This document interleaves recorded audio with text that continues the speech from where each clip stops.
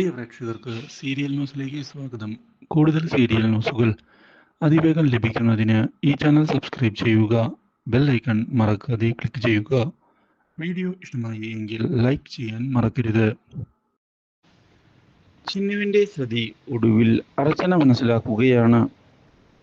താൻ വിചാരിച്ചതുപോലെ അല്ല കാര്യങ്ങൾ എന്ന് മനസ്സിലാക്കുകയാണ് അർച്ചന. ഇതോടെ ചിന്നുവിനെ ചെന്ന് കാണുകയും ചിന്നുവിനോട്, ഞാൻ അറിയാതെ നീ അച്ഛനെ കാണാറുണ്ടോ? ഈ ചോദ്യം കേട്ട് ചിന്നുവാകെ ഞെട്ടിപ്പോകുന്നു. അമ്മേ, അത് അപ്പോ നീ എന്നോട് കള്ളം പറയാനും തുടങ്ങിയല്ലേ?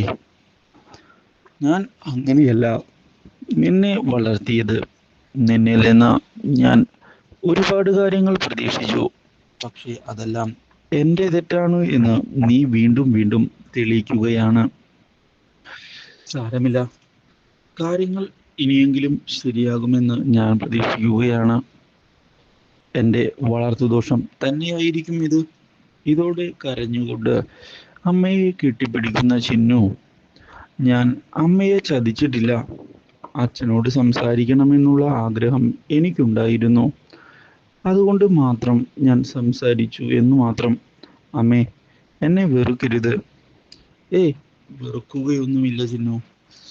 നീ കാര്യങ്ങളെല്ലാം ഒളിപ്പിച്ചു വെച്ചു എന്നും മറ്റൊരാൾ പറഞ്ഞ കാര്യങ്ങൾ അറിയുകയും ചെയ്യുമ്പോഴുള്ള ഒരു വിഷമം, അത്രയേ ഉള്ളൂ. എന്തായാലും നീ അച്ഛനെ അനുസരിക്കാനുള്ള തീരുമാനം എടുത്തു എന്ന് അറിഞ്ഞതിൽ സന്തോഷം. കാര്യങ്ങൾ അങ്ങനെ തന്നെ നടക്കട്ടെ.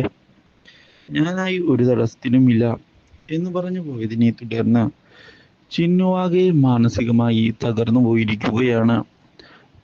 മാത്രവുമല്ല, അർച്ചനയെ ചെന്ന് കണ്ട് മാപ്പ് പറയാൻ ഇതോടെ ചിന്നു തയ്യാറാവുകയും ചെയ്യുന്നു. Do like, share and subscribe.